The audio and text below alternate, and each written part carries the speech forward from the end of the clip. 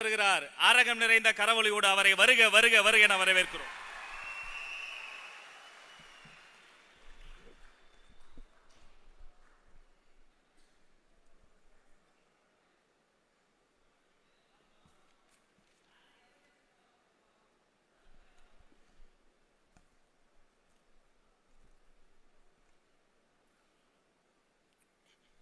தெய்வத்தால் ஆகாதெனினும் முயற்சி தன் மெய்வருத்த கூலி தரும். பிறப்புக்கும் எல்லா உயிருக்கும். கொள்கை பரப்பு இணை செயலாளர் தாகிரா அவர்களே, மாநில உறுப்பினர் சேர்க்கை அணி செயலாளர் விஜயலட்சுமி அவர்களே, கொள்கை பரப்பு செயலாளர் ராஜ்மோகன் அவர்களே, தலைமை நிலை செயலாளர் திரு ராஜசேகர் அவர்களே, கழக துணை பொதுச் செயலாளர் திரு சிடிஆர் நிர்மல்குமார் அவர்களே, கழக பொருளாளர் திரு பி வெங்கட்ராமன் அவர்களே, கழக பொதுச் செயலாளர் திரு என் ஆனந்த் அவர்களே, சிறப்பு விருந்தினர் நம்மளுடைய தலைவர், நம்மளுடைய கட்சியின் குடும்பம், நம்மளுடைய முன்னோடி தாய் தந்தை அவர்களுக்கு எங்களுடைய வணக்கம்.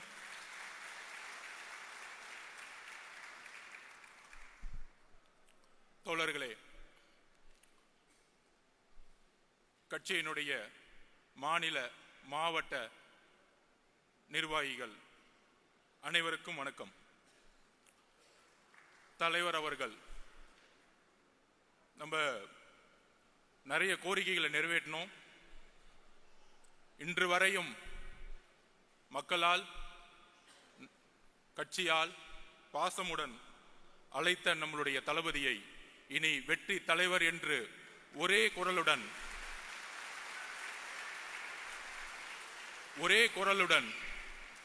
அந்த தளபதி பட்டத்தை இந்த பொதுக்குழுவில் இழந்து வெற்றி தலைவராக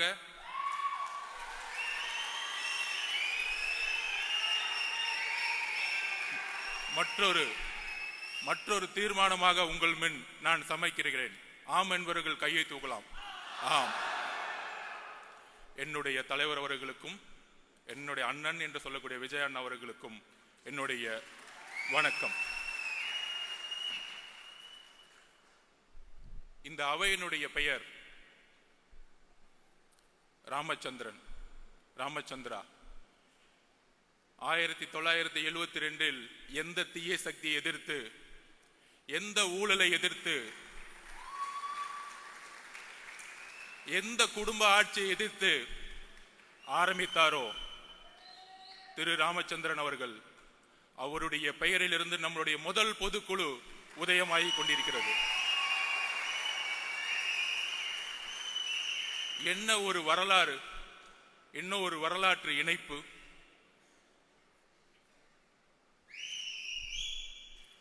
என்ன விமர்சனம் ஒர்க் அவுட் பண்றாங்க. கட்சியுடைய உட்கட்டமைப்பு எந்த அளவிற்கு இந்த 2 மாதங்களில் தலைவர் அவர்களுடைய மேற்பார்வையில், இங்க இருக்கக்கூடிய எல்லாருடைய மாநில நிர்வாகிகளுடைய பார்வையில் சுமார் 2,75,000 பொறுப்பாளர்களை நியமித்து, ஒவ்வொரு நியமமும் தலைவருடைய அனுமதியுடன் நியமித்து,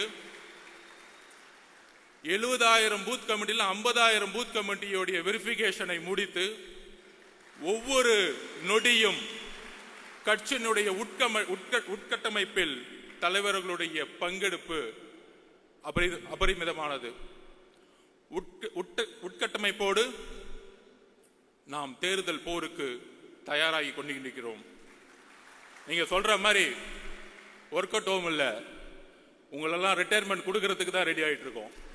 உங்களுடைய 70 வருஷ அரசியல், உங்களுடைய ஒட்டுமொத்த மன்னராட்சி, குடும்ப ஆட்சி, 40 வருஷமா வேட்பாளர்னா இந்த அமைச்சர் பெரிய ஆளு, இந்த அமைச்சர் நிறைய செல்வாக்கு, நிறைய காசு வச்சிருக்கார், இந்த ஊழல் அரசியல் அமைச்சர்களையும் ஊழல் குடும்பத்தையும் தூக்கி எறிவதற்காக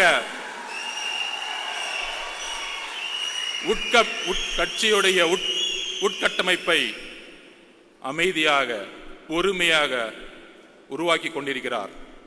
கூடிய விரைவில் பொதுச் செயலாளர் அவர்கள் அறிவிப்பார்கள். கட்சியுடைய உட்டமைப்பு தமிழகமே எதிர்பார்க்கக்கூடிய ஒரு மிகப்பெரிய அதிர்வலையை உருவாக்கக்கூடிய ஒரு மாநாடை நடக்கும் பொழுது கட்சியுடைய உட்கமைப்பு எந்த அளவிற்கு 70 வருட கட்சிகளுக்கு நாம் ஒரு பெரிய சேலஞ்சா இருக்க போறோங்கிறத பதிவு செய்ய கடமைப்பட்டிருக்கிறோம். இதுக்கு நடுவுல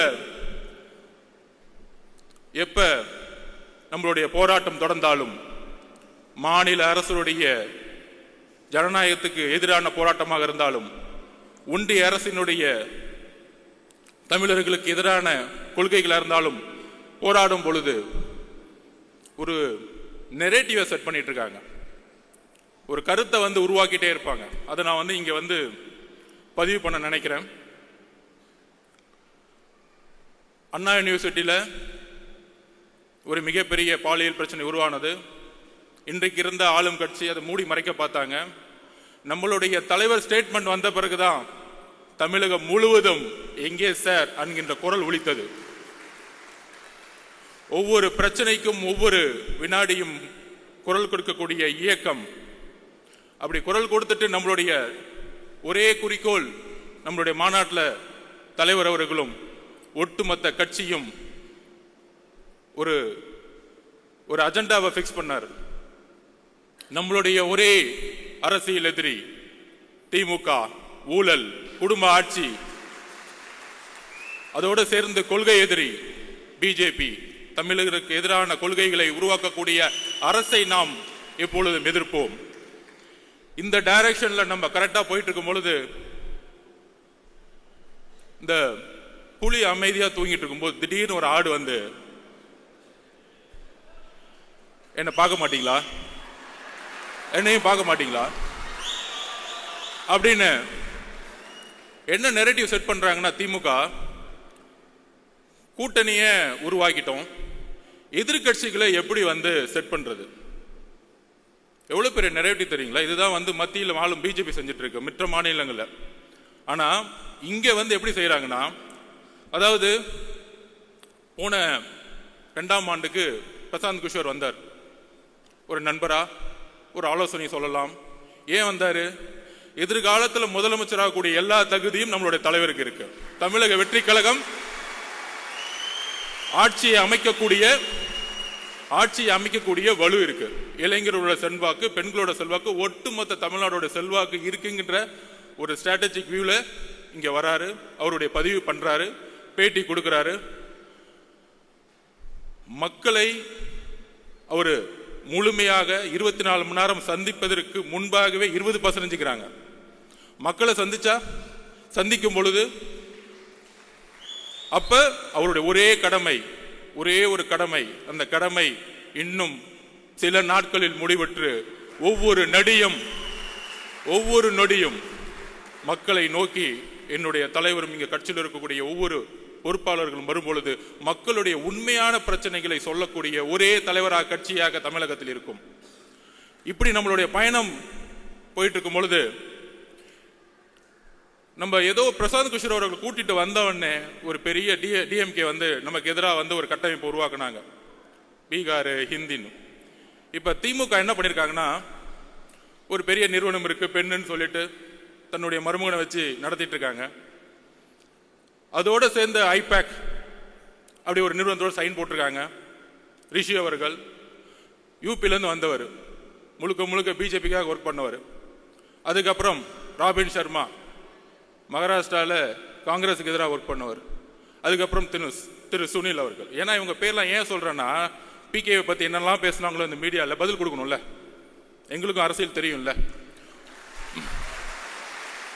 70 வருஷம் கட்சியை நடத்துறவங்க 3 ஸ்ட்ராட்டஜிஸ் அக்ரிமெண்ட் போட்டு என்ன செட் பண்ணிட்டு இருக்காங்கன்னா, எதிர்கட்சிகள் எப்படிலாம் உடைக்கணும், எதிர்கட்சியில் இருக்கிற தலைவர்கள் சுத்தி இருக்க எல்லா தலைவர்களும் எப்படி விலைக்கு வாங்கணும், அப்புறம் எப்படி தமிழக வெற்றி கழகத்தை எதிர்த்து நம்மளுடைய குரலை உடைக்கணும், பல பொய் பிரச்சாரங்களை எப்படி உருவாக்கணும். நமக்குள்ள பல பொய் பிரச்சனைகளா இருக்கும், நிறைய பொய் பிரச்சாரங்களை உருவாக்குவாங்க. அப்படி செட் பண்ணப்பட்டவர் தான் திரு அண்ணாமலை அவர்கள். அதாவது டெல்லியில மோடி உட்கார்ந்துட்டு மற்ற ஸ்டேட்ல செட் பண்ணிட்டு இருக்காரு, இங்க திமுக அண்ணாமலையே செட் பண்ணிட்டாங்க. அதுதான் புரியல. நல்லா பாருங்க எப்படி டைவர்ட் பண்ணுவார்னு பாருங்க. அதான் நான் சொன்னேன், எங்க தலைவர் புலி மாதிரி அமைதியா இருக்கும்போது திடீர்னு ஒரு ஆடு வந்து சம்பந்தமே இல்லாம எங்களுடைய குறிக்கோள் ஒட்டுமொத்த திமுகவை நாங்க வந்து கேள்வி கேட்டு மக்களுடைய பிரச்சனையில் குரல் கொடுக்கிறதுக்கு நாங்க பிரச்சாரத்தை உருவாக்கிட்டு இருக்கோம். சம்பந்தமே இல்லாம வந்து எங்க தலைவரை பார்த்து, அது ஒரு தொழில், என்னுடைய தொழில், பெண்ணை கேவலமாக பேசக்கூடிய ஒரு தலைவரை பிஜேபி வந்து வச்சிருக்கும் போதே முடிவாயிருச்சு அந்த கட்சி எந்த அளவுக்கு இருக்குது. அக்கா தமிழிசை சவுந்தரராஜன், வானதி அக்காக்கெல்லாம் தெரியும் இந்த தலைவரை பத்தி. எந்த அளவிற்கு திமுகவிற்காக நம்ம அண்ணா யூனிவர்சிட்டி பிரச்சனையை கையில் எடுக்கும் பொழுது, மக்கள் எல்லாம் அந்த பிரச்சனை குரல் கொடுக்கும் பொழுது, எங்கே சார் அங்க பிரச்சனை கொடுக்கும் போது திடீர்னு சட்டையை கழட்டிட்டு சாட்டை அடிச்சுக்கிறது. என்ன அரசியல் பண்றீங்க? யாருக்காக இந்த அரசியல்? பாவம் மோடி அவர்கள் டெல்லியில உட்கார்ந்து நமக்காக ஒரு பையன் சாட்டை அடிச்சிட்டு இருக்கான், நமக்காக ஒரு பையன் கத்திக்கிட்டு இருக்கான், நமக்காக ஒரு பையன் வேலை செஞ்சுட்டு இருக்கான் நினைக்கும் போது அங்கதான் பிரச்சனை இருக்கு. இந்த ஸ்ட்ராட்டஜிஸ் எல்லாம் வந்திருக்காங்களே, அப்பயே கரெக்ட் பண்ணி முடிச்சுட்டாங்க பிஜேபியில. யார தலைவரே கரெக்ட் பண்ணிட்டாங்க. இனி வரும் காலங்களில் எங்கள் தலைவரையும் கட்சியும் தொட்டால் உங்களுடைய உண்மையை தூக்கி எறிவோம் மக்கள் மத்தியில். எழுதி கொள்ளுங்கள். எங்க மேல நீங்க எதுவும் சொல்ல முடியாது. நாங்க ஒண்ணு 10 வருஷம் ஆட்சியில இல்ல, ஊழல் பண்ணல, ஊழல் பண்ண பணத்தை போய் லண்டன்ல வச்சு கொண்டாடல. நாங்க தெளிவா இருக்கிறோம்.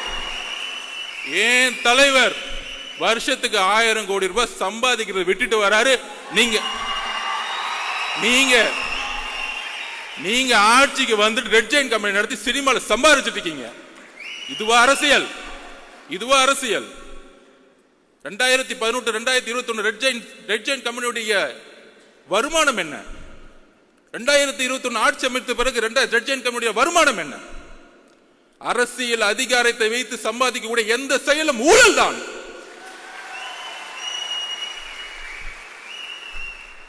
நியாயமாக ஒரு நாள் ஷூட்டிங்க்கு கிட்டத்தட்ட 1000 பேர் வந்து ஒர்க் பண்ணிட்டு 15 மணி நேரம் 17 மணி நேரம் ஒரு நடிகர் நடிகைகள் வேலை செய்து மக்களுக்காக இருக்கக்கூடிய ஒரு ப்ரொஃபஷனல், அந்த ப்ரொஃபஷனலை இழிவுபடுத்தி எம்ஜிஆர் அவர்களை எந்த அளவுக்கு நீங்க 72 to 72 நீங்கள் வந்து இழிவு செய்தீர்களோ, அதனாலதான் நீங்க எம்ஜிஆர் இறக்க முறையும் நீங்க வீட்டில் உட்கார்ந்துட்டு இருந்தீங்க. நீங்க ஒர்க் அவுட் ஹோம்ல உட்கார்ந்துட்டு இருந்தீங்க. 2 மாசம் பொறுமையா உட்கார்ந்து கட்சியோட உட்கட்டமைப்பை வந்து உருவாக்கிட்டு இருக்காரு. எதற்காக? ரிட்டையர்மெண்ட் கொடுக்கறதுக்காக. உங்களுடைய ஒட்டுமொத்த அமைச்சரவையும் ரிட்டையர்மெண்ட்டுக்கு ரெடி ஆகிக்கோங்க. போதும், உங்களுடைய அரசியல் போதும். பார்த்து பார்த்து பார்த்து பார்த்து என்ன இளைஞர்கள் கூட்டம் இருக்கும். ஆமா, பொதுக்குழு ஃபுல்லா இளைஞர் கூட்டம். 1949 அண்ணா உருவாக்கிய போது இளைஞர்கள் மட்டும்தான் கட்சியில் இருந்தாங்க. உங்களுடைய தந்தை கலைஞர் கருணாநிதி 42 வயசுல முதலமைச்சர் ஆனாரு. அவர் மட்டும் இளைஞர் இல்லையா? இளைஞர்கள் கூட்டம் இந்த 2026 புதிய முடிவு எடுக்கும். ஒட்டுமொத்த தமிழ்நாடு மாற்றங்களை உருவாக்கும். சோ திமுகவோட அஜெண்டா படி இன்னைக்கு பிஜேபியோட அண்ணாமலையும் செட் பண்ணி முடிச்சிட்டாங்க. நீங்க திடீர்னு நாளைக்கு ஏன் திருப்பி வந்து அண்ணாமலை திடீர்னு வந்து ஒரு பிரச்சாரம் வைக்கும் போது நம்ம போய் அவர் திட்ட வேணாம். அதாவது கட்சியை உட்டமைக்கும் போது நான் கேட்டேன், அதோடைய ஸ்ட்ரக்சரை கேட்கும் போது நான் சொன்னேன் பொதுச்செயலாளர்கிட்ட, அந்த ஐடி விங் எப்படி இருக்கும் அப்படின்னு கேட்டேன். இந்த அண்ணாமலை அவர்கள் பேசின உடனே உலகம் ஃபுல்லா ஐடி விங் இருக்கு. கட்சி நாடு இந்தியா மட்டும் இல்ல, உலகம் ஃபுல்லா ஐடி விங்க வந்து தலைவர் அவர்கள் உருவாக்கி வச்சிருக்காரு.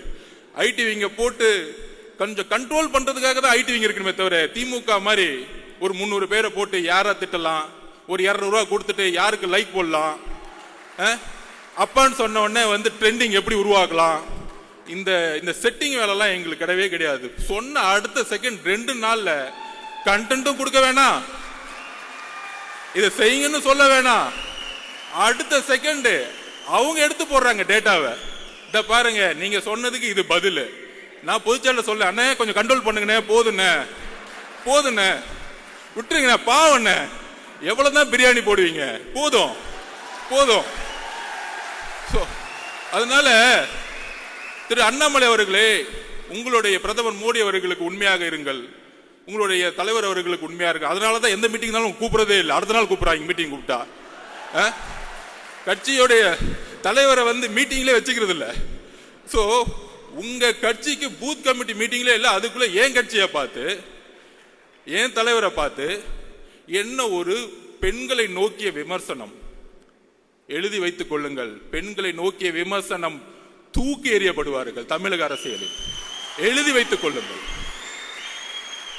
இதுதான் லாஸ்டா உங்களுக்கு, இதுதான் பதில் எங்களுடைய தோழர்கள். ஏன்னா எங்களுடைய குறிக்கோள் ஆல்ரெடி தலைவர் பிக்ஸ் பண்ணிட்டாரு. திமுக மத்தியில் ஆளும் பிஜேபி. எங்களுடைய குறிக்கோள் ரொம்ப ஸ்ட்ரைட்டா இருக்கு.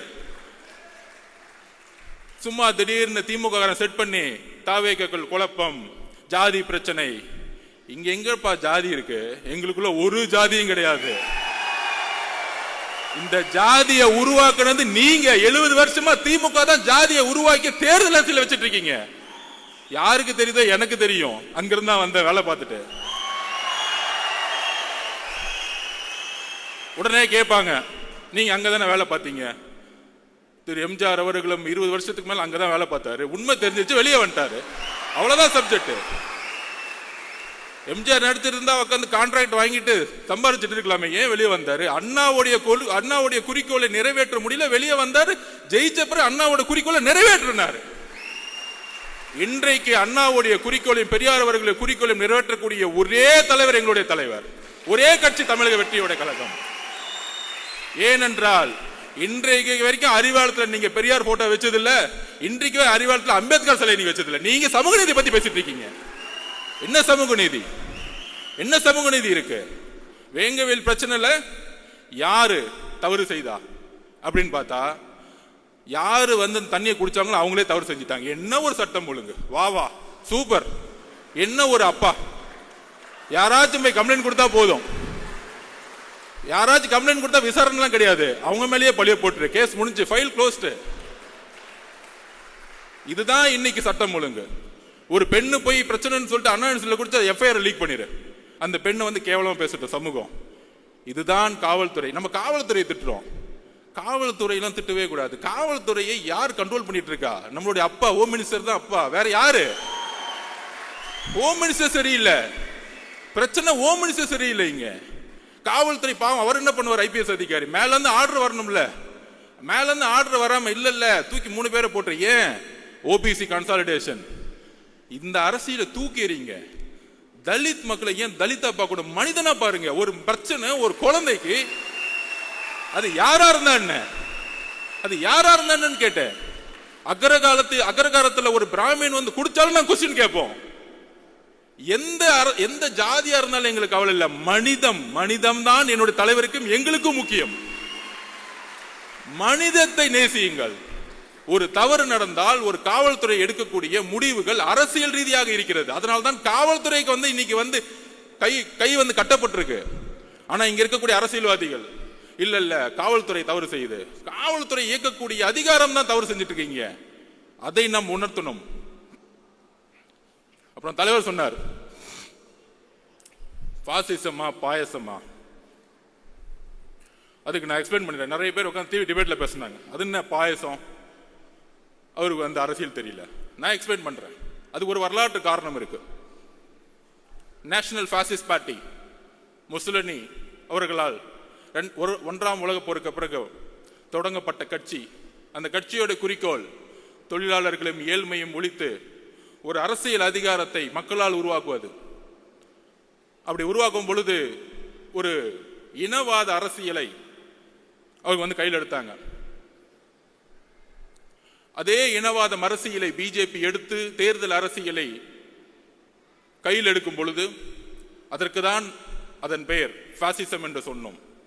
பாயசம் சொன்ன உடனே என்ன நினைச்சிட்டாங்கன்னா, திமுகறாங்களாம் பரவாயில்ல, அவர் வந்து நம்மளை வந்து கொஞ்சம் ஸ்வீட்டா தான் திட்டுறாரு, தெரியல, இன்னும் அவ்வளவு அரசியல் அறிவு கிடையாது. 3ஆம் தலைமுறை இல்ல, 3ஆம் தலைமுறை கொஞ்சம் கம்மியா தான் இருக்கும், அவங்களுக்கு தெரியாது. இவர்கள் எப்படின்னா பாயசம் சொல்லக்கூடாதுன்னு நாசிசம்னு சொல்லணும். அப்பதான் கொஞ்சம் புரியும். ஸ்ட்ரைட்டா ஹிஸ்டரி புரிய வைக்கணும். நாசிசம் எப்படின்னா, பாசிசோடைய முசோலினியோடைய ஒருத்தரை பார்த்து வளர்ந்தார் அந்த காலத்துல. அவர் பேர் தான் ஹிட்லர். அவர் தான் வந்து பாசிச உருவாக்குனார். National Socialist German Labours Party. அந்த கட்சியோட பேர் பார்த்தீங்கன்னு வச்சுக்கோங்க, சோசியலிஸ்ட், லேபர், தொழிலாளர்கள் எல்லோரும் சமம் அப்படிலாம் இருக்கும். நம்ம திமுக மாதிரி.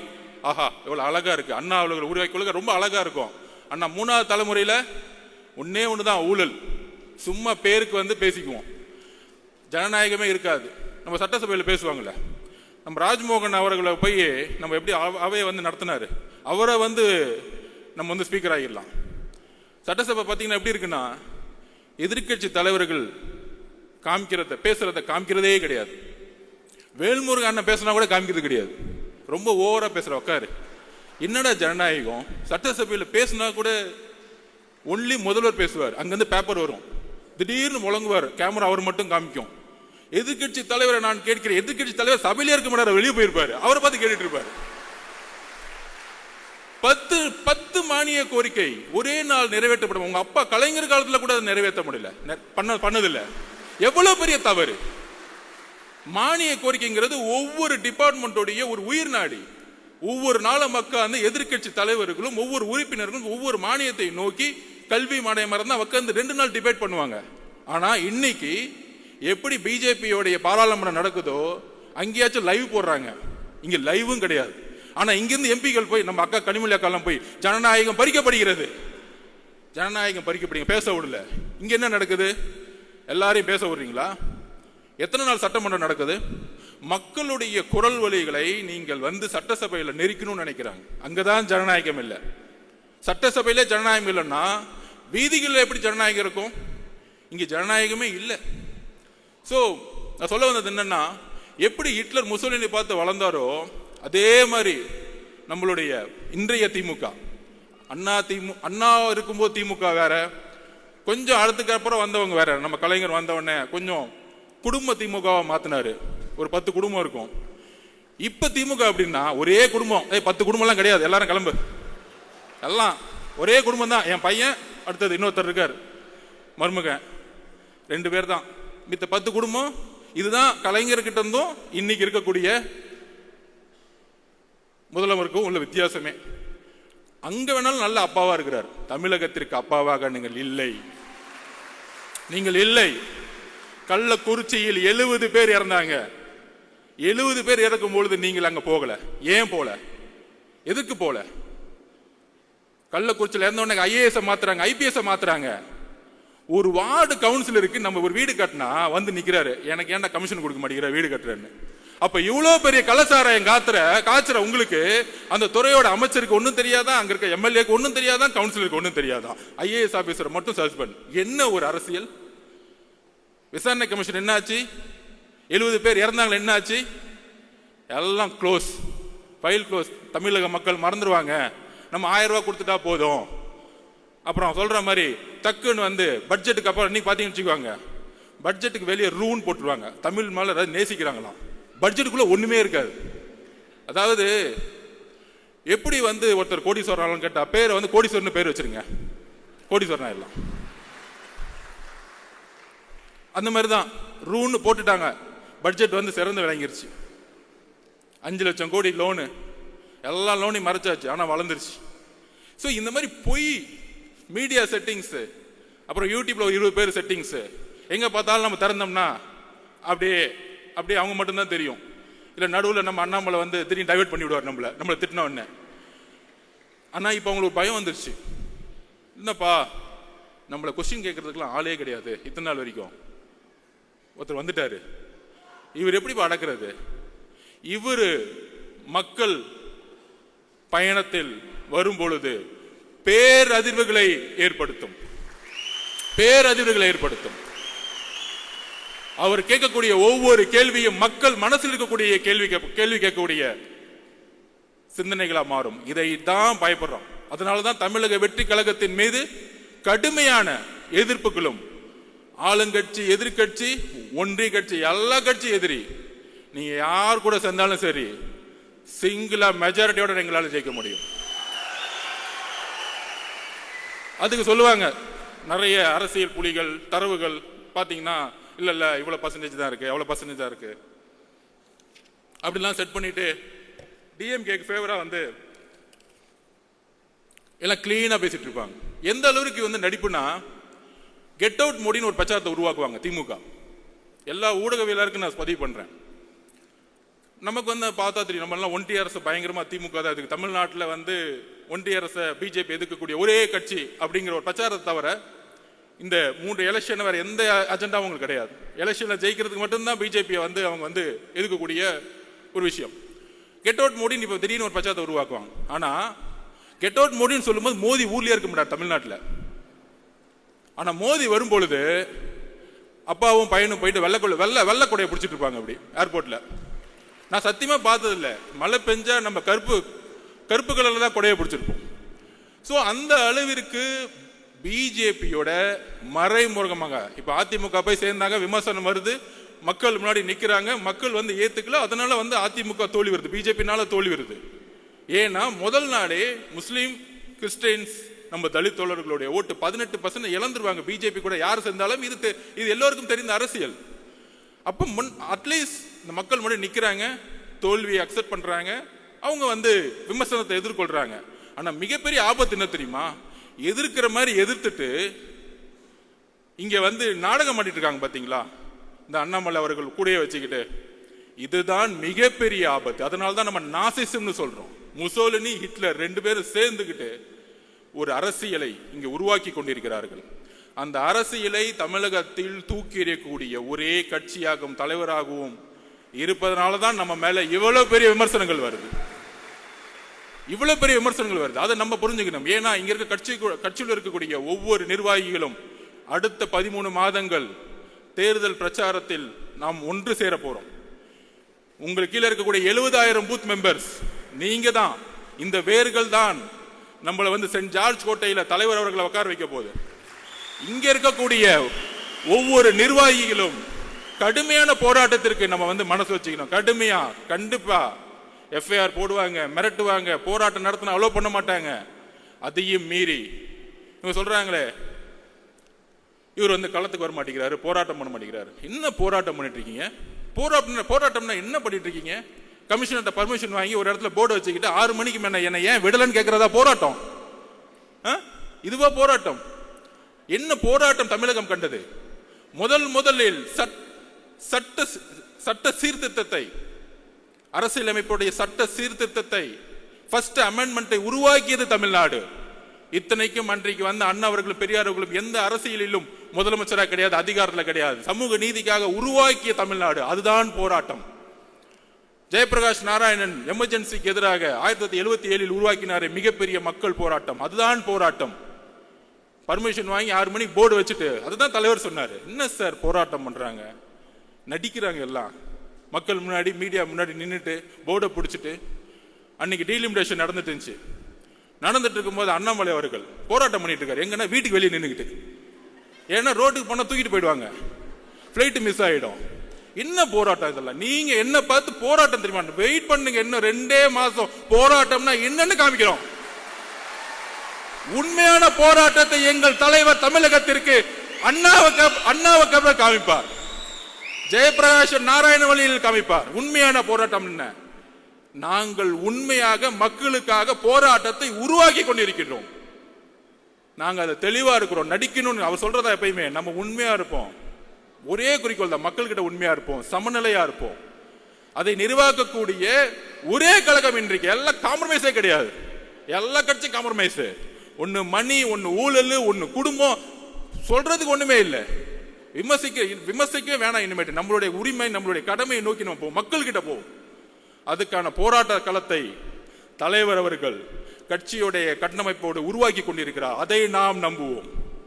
எல்லாரும் சொல்ற மாதிரி தலைவர்கிட்ட இன்னைக்கு ஒரு அதிகாரம் கொடுத்துட்டோம். கூட்டணி எதுவா இருந்தாலும் தலைவர் கையில் நம்ம அதிகாரத்தை கொடுத்துட்டோம். அவருக்கு தெரியும் மக்களோட வழியில் நல்ல முடிவு எடுப்பார்.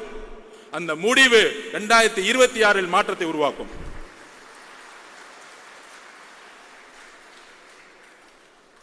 நான் ஏன் பிஜேபியும் டிஎம்கேவும் ஒன்னு சொல்றேன்னா,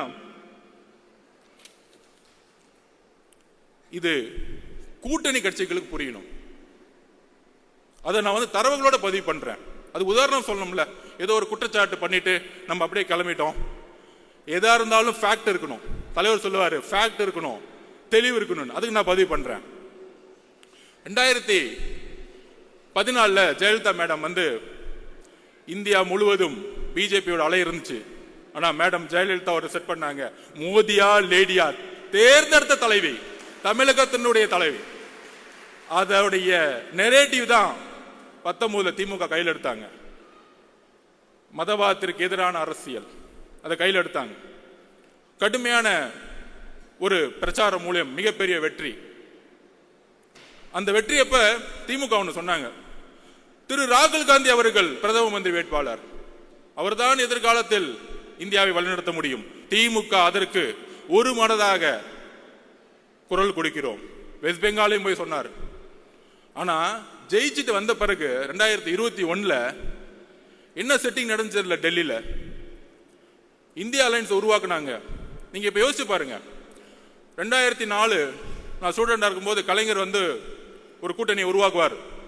சோனியா காந்தி மேடத்தை வச்சு ஒரு பெரிய அலைன்ஸ் தீவுத்தொடர் மீட்டிங் போட்டு ஜனநாயகத்துக்கு எதிரான குரலை உருவாக்கிறோம் சொல்லிட்டு ஃபர்ஸ்ட் மீட்டிங் தமிழ்நாடு தான் உருவாக்கும். இந்தியாவுடைய ஒட்டுமொத்த கூட்டணியும் யாங்கிருந்து உருவாங்கன்னா தமிழ்நாட்டில இருந்து உருவாக்குவாங்க.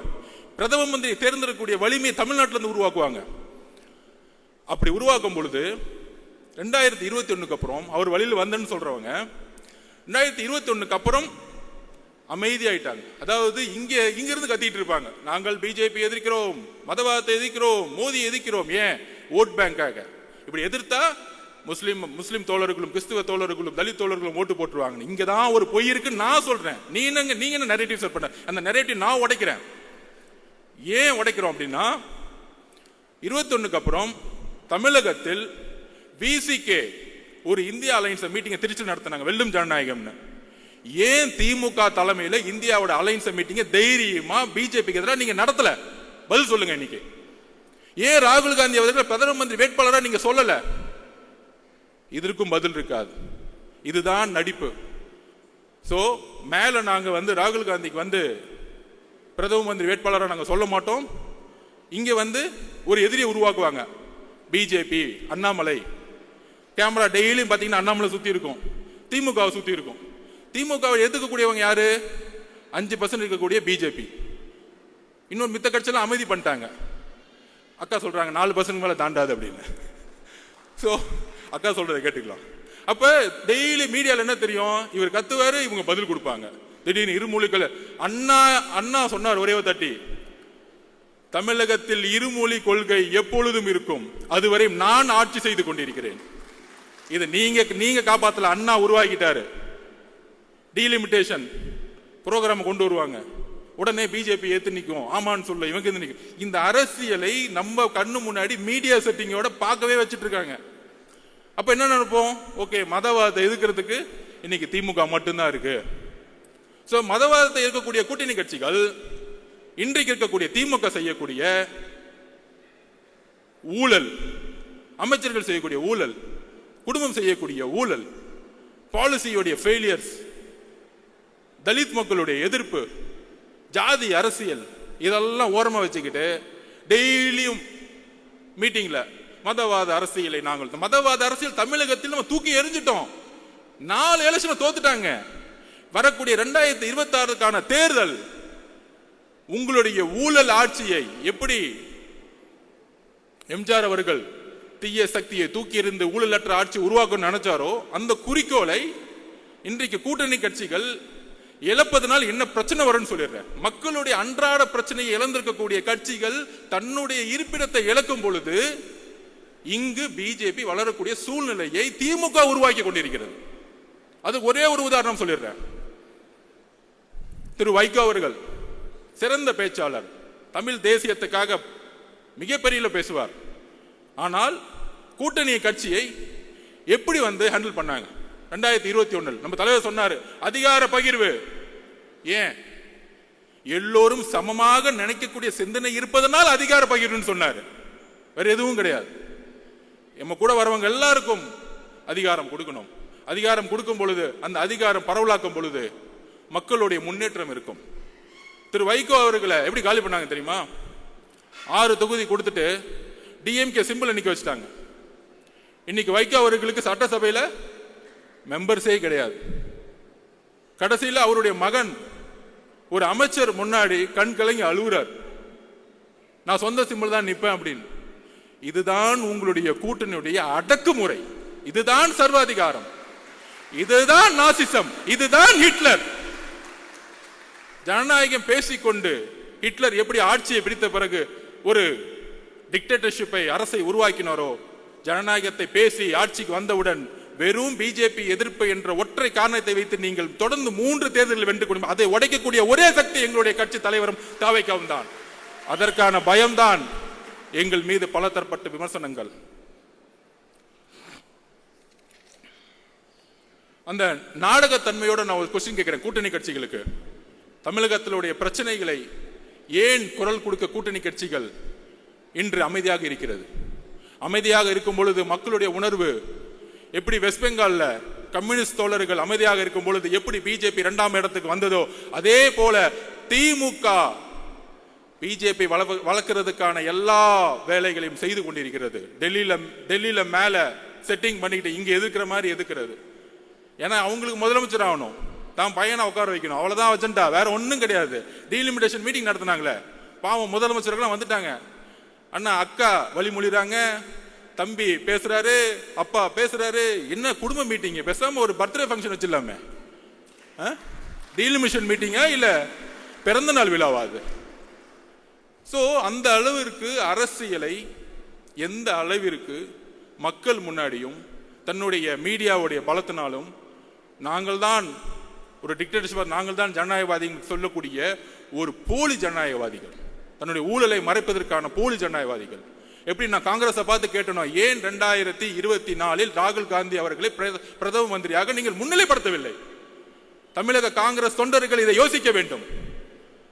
மேல இருக்கிற 1-2 பேரை செட் பண்ணிட்டு அதுவல்ல காங்கிரஸ். தமிழக காங்கிரஸ் தொண்டர்களுடைய உணர்வு காமராஜ் ஆட்சியை உருவாக்க வேண்டும். இதை ஏன் செய்யவில்லை? காங்கிரஸ் தொண்டர்கள் இதை கேள்வி கேட்க வேண்டும். அதற்கப்புறம் நம்ம சிபிஐ, சிபிஎம், கம்யூனிஸ்ட் தோழர்கள் என்ன ஒரு அடக்குமுறை. சாம்சங் தொழிலாளர்கள் போராட்டம், அண்ணா சவுந்தரராஜன் அரெஸ்ட் பண்றாங்க. யாரு? கூட்டணி கட்சியில் இருக்கக்கூடிய ஒரு தோழரை அரெஸ்ட் பண்றாங்க. டாஸ்மார்க்ல பூட்டு போடும்போது எஃப்ஐஆர் போடுறாங்க. ஆனா கேட்கறது இல்லை. அதுதான் சிபிஐ தோழர்களிடம் நான் கேட்கிறேன், கம்யூனிஸ்ட் தோழர்களிடம் கேட்கிறேன், ஏன் நீங்கள் குரல் கொடுக்க மாட்டேங்கிறீர்கள்? எதற்காக கேட்டா பிஜேபி வந்துடும். பிஜேபியை மக்கள் தொடை தெரிந்து விட்டார்கள். அதை நாம் நம்புவோம், அதை நாம் நம்புவோம். மக்களுக்கான உண்மையான அதிகாரத்தை உருவாக்கக்கூடிய அரசியலை உருவாக்குவோம். நாங்க ஏன் உங்களை விமர்சிக்க மாட்டேங்கிறோம்னா, நீங்க 40 வருஷமா மக்களுக்காக போராடி போராடி தியாகம் பண்ண தலைவர்கள் நாங்க வந்து உங்களுக்காக பேசிட்டு இருக்கோம். எங்களுடைய எதிர்ப்பு ஊழல்வாதிகளுக்காக. இதுக்காக கூட்டணிக்காக அர்ஜுன் பேசுறாரு. நோ, பிஜேபி உள்ள விடாம இருக்குன்னா விசிகே இருக்கணும், கம்யூனிஸ்ட் இருக்கணும், காங்கிரஸ் இருக்கணும். நாங்கள் உண்மையாக முழக்கமிடுகிறோம். அரஸ்ட் பண்ணிட்டு ஜனநாயகத்தை குரலை உடைச்சிட்டு அதுல அமைச்சரை மீட்டிங்ல அமைச்சர் பேசுறாரு. தஞ்சாவூர்ல தான் இருக்கிறார் இண்டஸ்ட்ரி, அவர் ஒரு பண்ணையாரு. 10 மணி நேரம் மீட்டிங் போகுது. மீடியால பேசுறது பாருங்க, எவ்வளவு பெரிய அவமானம் கூட்டணி கட்சிகளுக்கு. 10 மணி நேரம் மீட்டிங் பேசுறாரு. மீட்டிங் முடிச்சுட்டு வெளியே வந்த உடனே அந்த அமைச்சர் சொல்றாரு, நாங்க 10 மணி நேரம் பேசிட்டு இருக்கோம், இவங்க எதுக்காக வந்து பேசிட்டே இருக்காங்கன்னு தெரியல. டேய் அறிவு கட்டவங்களே, அவங்க என்ன கேட்கிறாங்க? தொழிற்சங்கம் உருவாக்க வேண்டும். ஏன் உருவாக்கணும்? தமிழகத்தில் 53% சர்வீஸ் இண்டஸ்ட்ரி, சேவைத்துறை, 34% உற்பத்தி துறை, 13% வேளாண்மை துறை. 3 துறைகளும் லேபர்ஸ் டிபார்ட்மெண்டா மாறி இருக்கு. ஒட்டுமொத்தமாக தொழிலாளர்கள் நிறைந்த தமிழ்நாடாக இன்னைக்கு மாறி இருக்கு. அப்ப தொழிலாளர்களுக்கான சட்டத்தை யார் உருவாக்குவா? புதுசா பாண்டட் லேபர் சிஸ்டத்துல வந்து 3000 8000 சம்பளத்துக்கு நீங்க வேலைக்கு அனுப்புறது ஒரு பெரிய விஷயமா? அப்படியே பொருளாதாரத்தை உருவாக்க முடியும்? அப்ப கம்யூனிஸ்ட் தோழர்கள் போராடுறாங்க. இந்திய அரசியல் சாசனத்தோடைய உரிமை தொழிற்சங்கத்தை உருவாக்க வேண்டும். தலைவரிடம் கோரிக்கை வைக்கிறேன், இனி நாம் தொழிற்சங்கத்தை தமிழகம் முழுவதும் உருவாக்குவோம். உங்களுடைய பெயருக்காக, நம்மளுடைய கட்சிக்காக தொழிற்சங்கத்தை மிகப்பெரிய உருவாக்குவோம். அந்த தொழிலாளர்களுக்காக போராடக்கூடிய ஒரே இயக்கம் தமிழக வெற்றி கழகமாக மாறும் கூடிய விரைவில். நீங்கள் குரல் கொடுக்கவில்லை என்றால் தமிழக வெற்றி கழகம் இருக்கிறது. தோழர்களே, நாங்கள் உண்மையோடு உங்களோடு பயணிக்க கொள்கை அடிப்படையில் தேர்தல் அரசியல் கூட்டணி இதெல்லாம் தூக்கி போடுங்க. முதல்ல மக்களுடைய பிரச்சனையை பத்தி மெதுவா பேசிட்டே இருப்போம். தேர்தல் அரசியல் 2 மாசத்துக்கு முன்னாடி வச்சுக்கலாம். அந்த பிரச்சனையை பேசக்கூடிய தலைவரையும் மக்களையும் தான் மக்கள் தேர்ந்தெடுப்பார்கள். எழுதி வைத்துக் கொள்ளுங்கள். அடுத்தது நம்ம மனித நேய மக்கள் கட்சி ஜவஹர் அண்ணன் ஆட்சி வரதுக்கு முன்னாடி கோயம்புத்தூர் இருக்க முஸ்லிம்ஸ்கள் விடுவிக்கப்படுவார்கள் மனித நேயத்தின் அடிப்படையில். ஆட்சி வந்த பிறகு சுப்ரீம் கோர்ட்ல அவங்கெல்லாம் வெளியே விட்டா சமூக நல்லிணத்துக்கு பிரச்சனை ஏற்படுத்திடும். யார் பண்றது? தமிழக அரசு. அதுக்கு அடுத்த வாரமே திமுக மேடையில் திமுக உறுதி கொடுத்த மாதிரி முஸ்லிம் தோழர்களை வெளியே அமைச்சிருவோம். என்ன ஒரு நடிப்பு, என்ன ஒரு முரண்! இந்த முரண்களை ஏன் இன்னும் கொஸ்டின் கேட்காம இருக்கிறோம்? நம்ம இந்த முரண்களை நம்ம கேள்வி எழுப்பணும். தோழர்கள் இங்க இருக்கக்கூடிய ஒவ்வொரு மாவட்டத்திலும் போது நம்மளுடைய முஸ்லிம் தோழர்களை பார்க்கும் பொழுது கேள்வி கேட்கணும். நம்ம இப்தார் விருது நடத்துறோம், தலைவர் வந்துட்டார், உடனே திமுக இருந்து நமக்கு தெரியும் யார் யார் வச்சுலாம் திட்டுவாங்கன்னு. திட்டுனா தைரியமா திட்டுங்க, அதனால பின்னாடி வந்து திட்டுறது 10 பேரை வச்சுக்கிட்டு அந்த பயம் இருக்கட்டும் எங்க தலைவரை பார்த்து. அவ்வளவுதான் சொல்லுவேன் நான். ஏற்கனவே ஒருத்தர் திட்டு, ஏற்கனவே நம்ம தலைவர் அண்ணாமலை திட்டி 2 நாள் நல்லா வாங்கி கட்டிக்கிட்டார். தம்ம எங்க உலகம் முழுச போனை திறந்தா போனை பார்க்கும் போதுதான் திட்டிட்டு இருக்காங்க. அவரை போனை பார்க்கவே முடியல. இதுதான் எங்களுடைய ஐடிவிங்க. நீங்க ஐடிவிங்க உருவாக்கிங்க, உலகம் முழுச ஆல்ரெடி உருவாகி கிடக்கு. அப்ப எந்த அளவிற்கு ஒரு இப்தார் விருந்துல ஒரு நாள் 4 மணிலிருந்து நம்மளுடைய முஸ்லிம் தோழர்கள் மாதிரியே நோன்பு இருந்து தலைவர் வந்து அதோடைய முறைப்படி அவர்களுடைய ஒரு நோம்பில் பங்கெடுத்துக்குன்னு வரும் பொழுது அடுத்து முடிஞ்சான விமர்சனம், இது ஆயிருச்சு அப்படி ஆயிருச்சு, அடுத்த நாள் போலீஸ் கம்ப்ளைண்ட். என்ன ஒரு திமுக என்ன பயம்? நாங்க பாட்டிக்கு ஒரு விருது முடிச்சுட்டு நாங்க பாட்டிக்கு எங்களுடைய கட்சி வேலையை பார்த்துட்டு இருக்கும்போது அப்ப நான் ஒரு கொஸ்டின் கேட்கிறேன். நீங்க முஸ்லிம்களுக்கு தோழர்கள்னா 1999 திரு கலைஞர் அவர்கள் பிஜேபி தலைமையிலான கூட்டணியை பங்கெடுத்தார். குறைந்தபட்ச செயல் திட்டம் உருவாக்கணும். இன்றைக்கு பிஜேபியோடைய வளர்ச்சியும் அடித்தளமும் உருவாக்கப்பட்டது 1999 to 2004. அதுல பங்கெடுத்த முக்கியமான பார்ட்னர் டிஎம்கே. நாங்க பேசலாமா உங்க அரசியல? அதுல அன்னைக்கு 2001 காலகட்டங்களில் முஸ்லிம் தோழர்கள் கோத்ரால வந்து மிகப்பெரிய இழப்பு இருக்கும் பொழுது ஏன் நீங்க ரிசைன் பண்ணல? முஸ்லிம் தோழர்கள் 2000 பேர் இறந்துட்டாங்க, இந்த கூட்டணியிலிருந்து நாங்க வெளியே வரோம், ஏன் கேட்கல? ஏன் வெளியே வரல? ஏன்னா 10 அமைச்சர்கள் அங்க ஃபுல் கட்டிங், டெய்லி மணி, கரப்ஷன், பணம், அதிகாரம். இந்த முஸ்லிமுடைய தோழமை, கிறிஸ்துவ தோழமை எல்லாம் தலைவர் சொன்ன மாதிரி கபட நாடகம், நாடகத்தோடைய கட்டமைப்பு. எங்களுடைய தலைவரும் கட்சியும் உணர்வு பூர்வமாக 234 தொகுதியிலும் இன்னைக்கு நோன்பு இருந்துட்டு இருக்காங்க. அதுக்கான அழைப்பை கொடுத்துட்டு இருக்காங்க. நாங்கள் உண்மையாக இருக்கிறோம் மக்களிடம். எங்களுடன் பிரிவு கிடையாது, மதத்தின் பால் பிரிவு கிடையாது, ஜாதியின் பால் பிரிவு கிடையாது, பாலின பால் பிரிவு கிடையாது. நாங்கள் எல்லாம் ஒரே மக்கள் என்கின்ற ஒரு குரல் தமிழகத்தில் தலைவர் மூலம் நாங்கள் ஒலித்துக் கொண்டிருக்கிறோம். அப்புறம் நம்ம விசிகே அண்ணனுக்கு ஒரு கேள்வி. வேங்கவேல் பிரச்சனைக்கு ஏன் திருமாவளவன் போல? யாரு தடுத்து நிப்பாட்டினா? எந்த அதிகார சக்தி தடுத்து நிப்பாட்டினாங்க? எங்களுடைய தலைவர் விகடன் மேடையில் ஒட்டுமொத்த கிராம மக்களையும் அழைத்து அவர்களுடைய பிரச்சனைகளை கேட்டு அவர்களுக்கான மரியாதை கொடுத்த அடுத்த மாதத்தில் காவல்துறை என்ன ஒரு கேவலமான செயல்! விகடன் பத்திரிகையில் அவர் பேட்டி கொடுத்திருப்பாங்க. இந்த 3 பேர் கைது செய்தவங்க, நாங்க மழை தண்ணி குடிக்கும் பொழுது கூட எங்களுக்கு இந்த அவமானம் இல்லை, ஆனால் நாங்கள் தான் அந்த தண்ணியை கலந்தோன்னு சொல்லக்கூடிய அவமானம், நாங்க தற்கொலையே பண்ணிக்கலாம்னு சொல்லக்கூடிய வேதனையை அந்த பேட்டியில் நம்ம பார்த்தோம். உடனே ஒரு கேள்வி, நீங்க வேங்கவேல் போல போவாரு, சொல்யூஷன் கொடுக்க போவாரு, உங்களை மாதிரி கேமரால பார்த்துட்டு கட்டி பிடிச்சிட்டு போக வரல. நிரந்தர முடிவு என்ன? இந்த பிரச்சனைக்கு நிரந்தர முடிவு என்ன? நிரந்தர முடிவு அங்க இருக்க அரசியல் அதிகார சக்தியை கைது செய்யணும், இதுக்கான காரணமானவர்களை. அப்ப தலித் பிரச்சனைகள் எவ்வளவு பிரச்சனைகள் இங்க போயிட்டு இருக்கு. கொடி ஏத்த முடியல, ஒவ்வொரு நாளும் ஒவ்வொரு பிரச்சனை. பொருளாதாரம் வந்துச்சுன்னா மலத்தை கலக்கிறது, படிச்சா வாயில வெட்டுறது, பைக் ஓட்டினா கையை வெட்டுறது, காவல்துறை வேடிக்கை பார்த்துட்டு இருக்கோம். இதுக்கு எல்லாம் காரணம் உள்துறை அமைச்சர். கூட்டணி கட்சி தயவு செய்து பேசுங்க. உங்களுடைய மேஜர் பார்ட்னர் விசிக்கு ஏன் அமைதியாக்கப்படுது? அண்ணா, உங்கள் மீது எங்களுக்கு மரியாதை இருக்கிறது. நீங்கள் தான் 40 வருடமாக குரல் கொடுத்தீர்கள், இன்றைக்கு நாங்கள் குரல் கொடுத்துக் கொண்டிருக்கிறோம். உங்களுடைய உழைப்பையும் உங்களுடைய பயணத்தையும் நாங்கள் இழிவுபடுத்தவில்லை. ஆனால் திமுக என்கின்ற ஒரு கட்சி உங்களை ஒட்டுமொத்தமாக வைகோ அவர்களை எப்படி கூட இருந்தே கட்சியை க்ளோஸ் பண்ணாங்களோ அதே மாதிரி விசிகேவை நீ க்ளோஸ் பண்ண வச்சிட்டு இருக்காங்க. எப்படி மோடி கூட சேரவங்க எல்லாம் காலி பண்ணுவாரோ அதே தான் எக்ஸாம்பிள் இவர் தான். கூட இருக்கவங்க எல்லாம் கட்சியை கலைச்சிட்டு எல்லா கட்சி 2ஆம் கட்ட தலைவர்களும் எல்லாம் வாங்க அப்படி பின்னாடி வாங்க எல்லாம் சீட்டு கொடுத்துருவோம். கடைசியில் 6 தொகுதி திமுக சிம்பிள் நில்லு. திமுக சிம்பிள் நின்னா நாங்க எதுக்குடா கட்சி ஆரம்பிக்கணும்? நாங்க எதுக்கு மக்களுக்காக போட வரோம்? திமுகலே சேர்ந்துடலாமே. அப்ப எந்த அளவிற்கு ஜனநாயகத்தை இங்க கேள்விக்குறியாக்கி பிஜேபியோட வழியில் இணைந்து இன்னைக்கு ஒரு அரசியலை உருவாக்கி கொண்டிருக்கிறார்கள். இதுதான் தமிழக மக்கள் விழிப்புணர்ச்சியோடு இனி சிந்திக்க வேண்டும். நம்மளுடைய தோழர்கள் இது சிந்திக்க வேண்டும். நமக்குள்ள ஒரு ஒற்றுமை இருக்கணும். திடீர்னு அண்ணன் 4 பேர் பேசிட்டு இருப்பாங்க ஏதோ மைக்கில் பொதுச் செயலாளர்கள ஆனந்த் அண்ணன் அவர் வந்து ஜாதியை பார்க்கிறாரு, அப்பாயின்மெண்ட் வந்து இப்படி போட்டாங்க. இதெல்லாம் திமுக ஏற்படுத்தக்கூடிய கட்டமைப்பு, பொய் கட்டமைப்பு.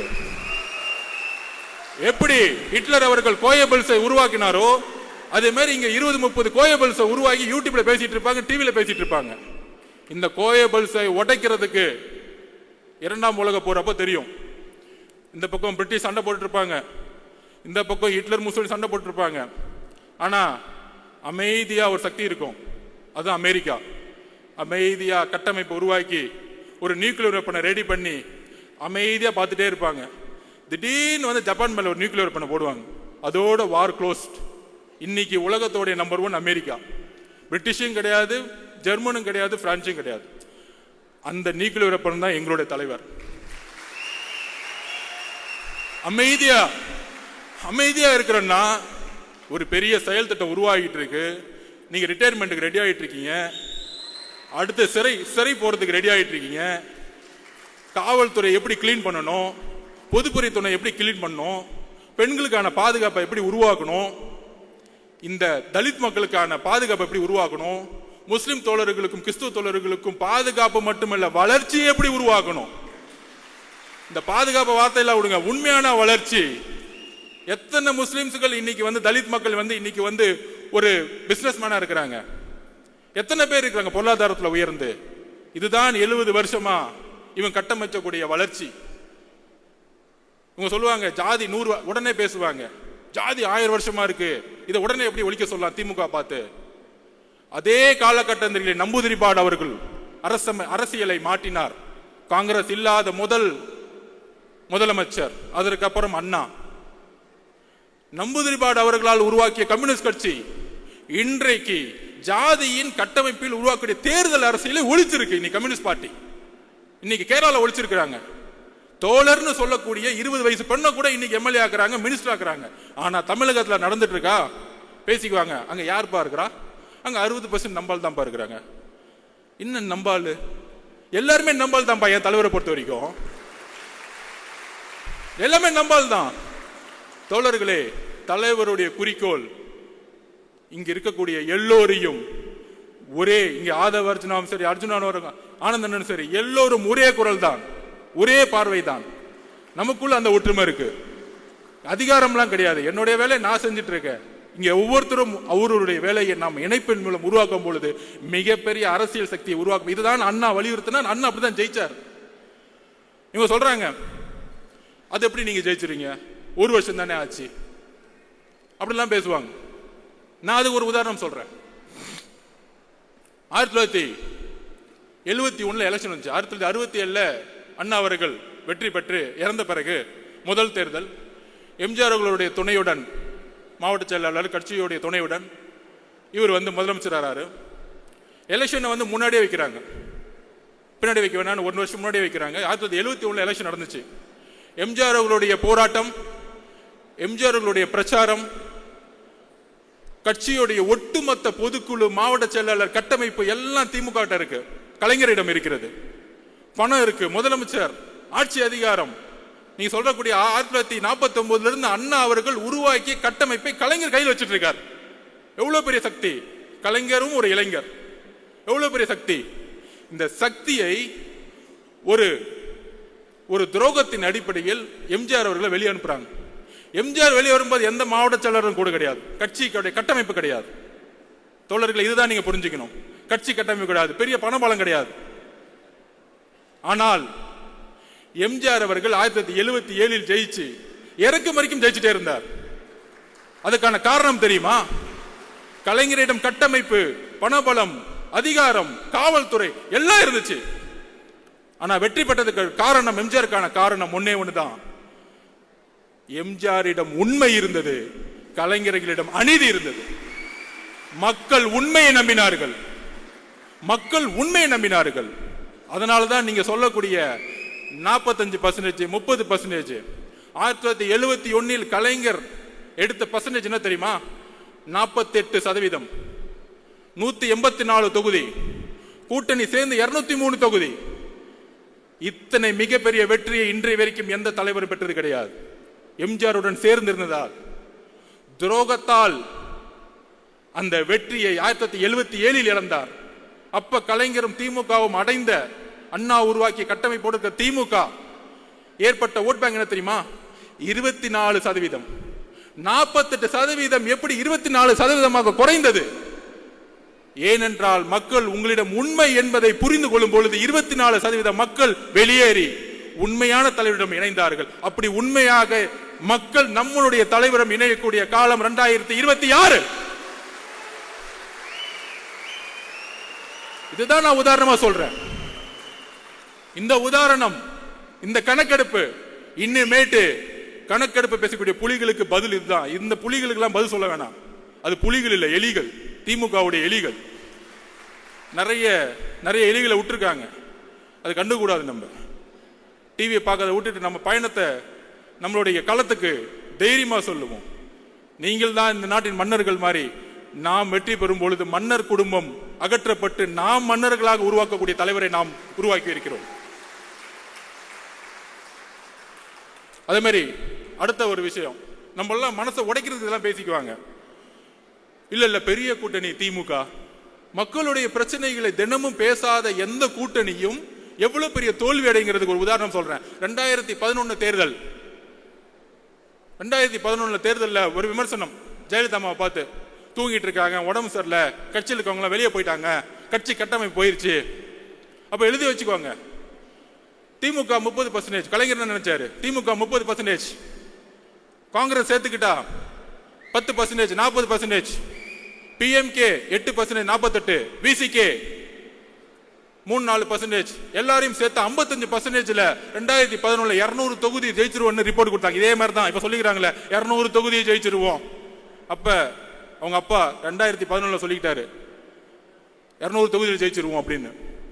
மக்கள் 2 மாசம் தான் பிரச்சாரம். அதான் சொன்ன, தேர்தல் அரசியல் நம்ம லாஸ்ட் 2 மாசம் பார்த்துக்கலாம். 2 மாசம் தான் பிரச்சாரம். ஜெயலலிதா அம்மாவால 203 தொகுதியில் ஜெயிச்சு எதிர்கட்சி தலைவர் கூட ஆகல. நீங்க இதுதான் அரசியல், இதுதான் மக்கள். பெரிய கூட்டணி கூட இருக்கிற கால்குலேஷன் இதெல்லாம் மக்கள் முன்ன எடுபடாது. நீங்கள் மக்களிடம் உண்மையாக இருக்கிறீர்களா? இந்த கூட்டணி மக்களிடம் உண்மையாக இருக்கிறதா?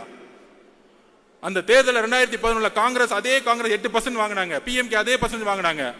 ஆனா திமுக 22% போயிட்டாங்க. திமுகனால கூட்டணி கட்சிகளே தோத்துட்டாங்க. கூட்டணி கட்சிகள் நல்ல கட்சிகள் தான், அவங்க ஊழல் பண்ணல, பிரச்சாரம் வாழ்க்கை புதுசா போராடிட்டு இருப்பாங்க. கம்யூனிஸ்ட் தோழர்கள், பிசிகே தோழர்கள் போராடிட்டு இருப்பாங்க, நல்ல தலைவர்கள். ஆனால் தேர்தல் அரசியலில் முடிவுகள் தவறாகும் பொழுது, மக்களுக்கான போராட்டம் உண்மையாக இல்லாத பொழுது, மக்கள் திமுகவை நிராகரிக்கும் பொழுது கூட இருக்கக்கூடிய ஒவ்வொருத்தரையும் நிராகரித்து தூக்கி எறிஞ்சிருவாங்க. நான் உங்களுக்காக சேர்த்து பேசிக்கிட்டு இருக்கோம், கூட்டணி கட்சிக்காக சேர்த்து பேசிட்டு இருக்கோம். கூட்டணிலாம் பேசிக்க வேணாம், மக்களுக்கான உண்மையான போராட்டத்தை உருவாக்குவோம். அதுதான் இப்ப இல்ல, அதுதான் பிரச்சனை. எல்லாரும் அமைதியா இருக்கிறாங்க, பேசினா நடவடிக்கை எடுத்துருவாங்க, கேஸ் போட்டுருவாங்க, மிரட்டுவாங்க. உளவியல் ரீதியா நம்ம சிதைக்கிறது. உளவியல் ரீதியா எம்ஜிஆர் எப்படி உளவியல் ரீதியா சிதைச்சாங்க? அவங்க மேல, அவங்க தொண்டர்கள் மேல கேஸா போடுவாங்க. நாம் எதற்கும் தயாராக இருக்க வேண்டும் அடுத்த 12 மாதங்கள். இதுதான் நம்மளுடைய இன்னைக்கு ஒருங்கிணைந்த முடிவாக இருக்க வேண்டும். நம்மளுடைய தலைவர்களுக்காக மட்டுமல்ல, நம்மளுடைய மக்களுக்காக. இந்த மண்ணின் மீது உண்மையான நேசமும் பாசமும் தமிழக வெற்றி கழகத்துக்கு மட்டும்தான் இருக்கு. அதற்கான வலிமை இருக்கு. இங்க சொல்லுவாங்களே, இப்ப அண்ணா வந்து சொன்னாரு, மாவட்ட செயலாளர் அண்ணன், நான் ஒரு ஆட்டோ டிரைவர், என்ன மாவட்ட செயலர் ஆகிட்டார். இதுதான் தமிழக வெற்றி கழகம், இதுதான் தமிழக வெற்றி கழகம். இதுதான் அண்ணா 1949 உருவாக்கினார். சாமானியன் அரசியலுக்கு வர வேண்டும், பண்ணையார்களை தூக்கி எறியணும். எந்த சாமானியர்கள் அன்னைக்கு உருவானவங்களை இன்னைக்கு எல்லாம் பண்ணையார மாறிட்டான். அன்னைக்கு லாஸ்ட் டைம் அண்ணா சொன்ன மாதிரி 30 வருஷத்துல ஊழல். விவசாயம் போராட்டம் பண்ணா திரு அருள் அவர்களை குண்டாஸ் போடுறது. இதே திரு அருள் அவர்கள் திமுக ஆட்சியில போராடினாரு திமுகவோட. ஆனா வந்தவன அந்த அமைச்சர், திருவண்ணாமலைக்கு அமைச்சர் குண்டாஸ் போட்டுறது. எவ்வளவு வேளாண்மைகளுக்கு எதிரான எவ்வளவு பெரிய கொடூரமான சட்டங்கள் இங்க உருவாக்கப்பட்டு இருக்கிறது. சோ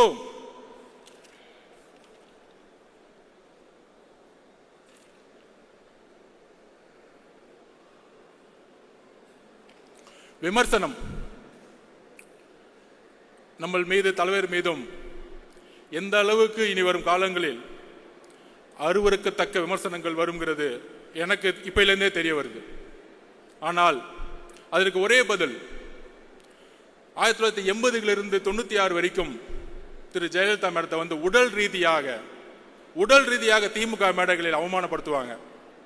ரொம்ப கீழ்த்தரமான வார்த்தைகள். திமுக பிரச்சாரமே அப்படிதான் இருக்கும். கண்ணாமண்ணான்னு பேசுவாங்க. ஆனா அடுத்த நாள் போய் யார் கூட போட்டோ எடுத்துட்டேன்னு பாருங்க, நம்ம துணை முதலமைச்சர் கூட போய் போட்டோ எடுத்துக்குவாங்க, பேச வைப்பாங்க. ஆனா அவர் அமைதியா இருந்துக்குவார். அந்த மாதிரி அருவருக்கத்தக்க ஒரு விமர்சனங்கள் வரும் பொழுது ஜெயலலிதா மேடம் பதில் சொன்னாங்க, பொறுமையின் மூலம் பதில் சொன்னாங்க. 2014 234 தொகுதி தனியா ஜெயிச்சு காமிச்சாங்க, தனியா நின்று ஜெயிச்சு காமிச்சாங்க. சோ நம்மளுடைய தலைவர் அண்ணா எம்ஜிஆர் அவர்களுக்கு பிறகு ஒரு புதிய தலைமையை தமிழகம் எதிர்நோக்கி காத்து கொண்டிருக்கிறது. நமக்கான அரசியல் சூழ்நிலை உருவாக்கி கொண்டிருக்கிறது. இவங்க செட் பண்ண நெரேட்டிவ், நமக்கு எதிரான பொய் பிரச்சாரங்கள், இவங்க சொல்லக்கூடிய கால்குலேஷன்ஸ், உங்களுக்கு 20% இருக்கும், 30% இருக்கும். இந்த உடவியல் எல்லாம் தூக்கி எறிந்து எப்படி 77 ஒரு மாற்றங்கள் 48% 24% மக்களால் தூக்கி எறியப்பட்டார்களோ, அதே போல வரக்கூடிய தேர்தல் 2026 தமிழக வெற்றி கழகம் மிக பெற அளவில் மக்கள் பேராதுடன் ஆட்சி அமைத்து தலைவர் அவர்கள் முதலமைச்சராகவும் நம்மளுடைய இணைந்து வரக்கூடிய கட்சிகள் ஆட்சி அதிகாரத்தில்